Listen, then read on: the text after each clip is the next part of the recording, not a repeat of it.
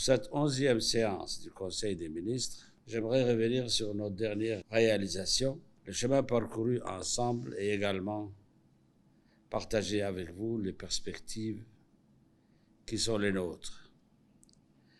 Mesdames et messieurs les membres du gouvernement, l'année 2023, à l'instar de l'année antérieure, a été caractérisée par d'importantes mutations géopolitiques, aussi bien sur la sphère internationale que sur la sphère régionale.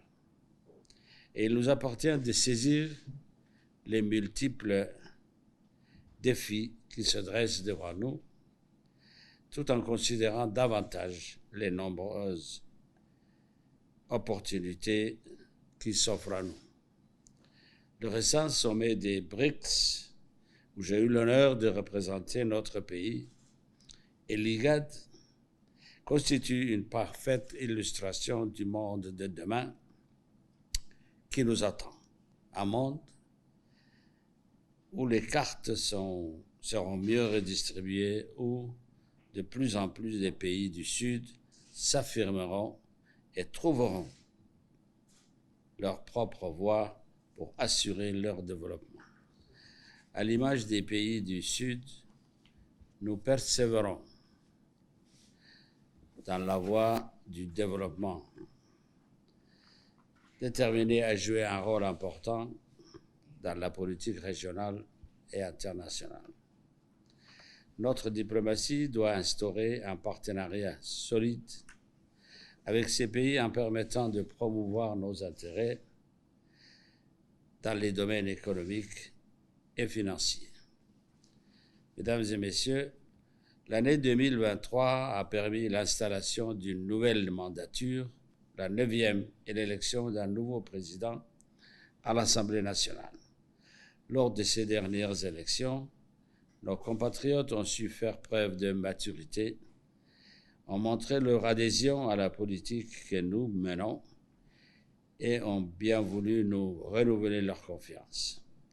À travers ce vote de confiance, ils nous ont insufflé un nouveau souffle et nous sommes conscients qu'au-delà de la confiance qu'ils portent en nous, les attentes n'en demeurent pas moins et il nous appartient d'y répondre et de faire avancer nos différents chantiers. Ce nouveau monde que nous appelons de tous nos vœux arrive, mais emporte en lui également des sources d'instabilité, comme nous le voyons sur tous les continents, mais aussi dans notre sous-région. Ces crises, nous devons les surmonter et les affronter pour offrir à nos concitoyens la paix et la sérénité dont ils ont besoin pour vivre et prospérer. Nos forces de sécurité œuvrent sur notre territoire, mais aussi à l'extérieur, pour assurer notre sécurité. Nous devrons également œuvrer sur la sécurité intérieure et un contrôle accru des migrants irréguliers et renforcer la sécurité routière à travers l'accélération et la présentation du nouveau code de la route.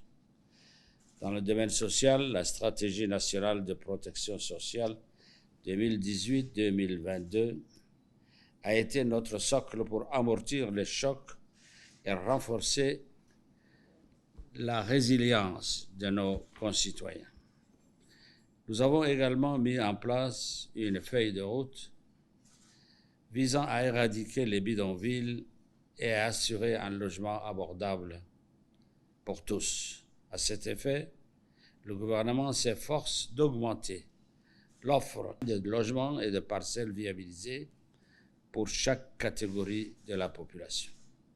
De même, la mise en place d'un schéma directeur d'éducation et de formation pour les 15 années à venir jette les bases d'un avenir prometteur en harmonie avec notre plan national de développement et axé sur l'épanouissement de notre capital humain.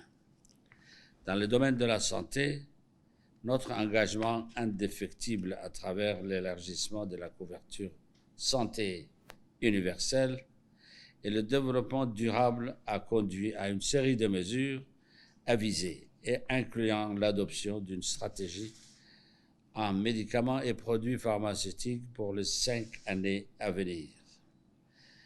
Le renforcement des chaînes d'approvisionnement et la création d'un centre hospitalier universitaire. Notre politique en faveur des athlètes de haut niveau a commencé à donner les fruits escomptés, comme le confirment les médailles récemment remportées et les classements lors des dernières compétitions internationales. Il est important de continuer dans cet élan et d'accélérer la détection des jeunes talents. De nombreux efforts ont aussi été réalisés ces dernières années dans la gestion des finances publiques. À ce titre, l'évaluation conjointe et externe et indépendante du système de gestion des finances publiques, selon la méthodologie PEFA, a souligné que malgré l'existence de fondamentaux solides dans la gestion budgétaire et l'allocation de ressources, des insuffisances ont toutefois été mises en lumière et il convient de mettre en œuvre dans les meilleurs délais le plan d'action résultant de cette évaluation. Pour les réformes des entreprises publiques, afin d'améliorer la gouvernance économique et financière pour une administration moderne et conforme aux standards internationaux. Cette réforme, comme la charte de la gouvernance, devrait permettre d'avoir des établissements publics davantage efficients qui pourraient orienter davantage des ressources vers l'investissement public. L'investissement privé a fortement accéléré depuis le début de l'année 2023, comme l'attestent de nombreux chantiers en cours dans la capitale et dans les régions de l'intérieur, et accompagne désormais l'investissement public qui, pendant longtemps, a été le seul moteur de la croissance. Il nous faut maintenir le soutien et l'accompagnement des initiatives privées pour la réalisation des projets et renforcer le partenariat public-privé dans les secteurs clés tels que la logistique et avec l'inauguration d'un dock flottant unique en Afrique et l'énergie comme l'atteste l'inauguration proclamée du parc éolien et la réalisation de la future centrale solaire pour un mix énergétique national afin d'assurer la transition énergétique et notre sécurité énergétique. La stratégie nationale d'inclusion financière permettra de renforcer l'intermédiation et de démultiplier l'investissement privé intérieur nécessaire à la vitalité de notre économie. Outre les mesures d'accompagnement, il convient d'accélérer la réforme du Code des investissements publics en cours. Dans le monde numérique, notre pays s'est résolument tourné vers l'innovation et la technologie du futur pour stimuler notre économie digitalisée, perfectionner notre administration et notre gouvernance. La révolution du numérique est en marche et il est donc important d'accompagner le volet institutionnel, notamment le Code du numérique, que nous venons d'adopter avant les vacances estivales par une accélération dans la digitalisation de notre économie et la généralisation des systèmes de paiement en ligne. Il convient également d'accompagner cette mutation sociale par un renforcement du volet de la sensibilisation. Il y a lieu d'encourager la participation des femmes dans les domaines des nouvelles technologies en offrant des formations appropriées.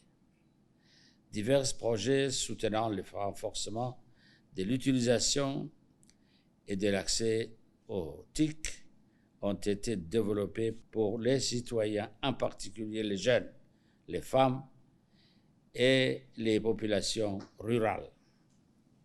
Les bienfaits d'Internet et du numérique sont certes bénéfiques pour notre société, mais il convient d'accompagner notre jeunesse et de sensibiliser à certains méfaits de ces plateformes et de certains réseaux sociaux dont les caractères sont parfois choquants et dangereux. Il faudra aller sensibiliser les jeunes vers la société civile et l'enseignement et les collèges et les lycées, mais aussi dans les universités. À cette aune, il convient également de former les formateurs par le biais des centres de formation des enseignants.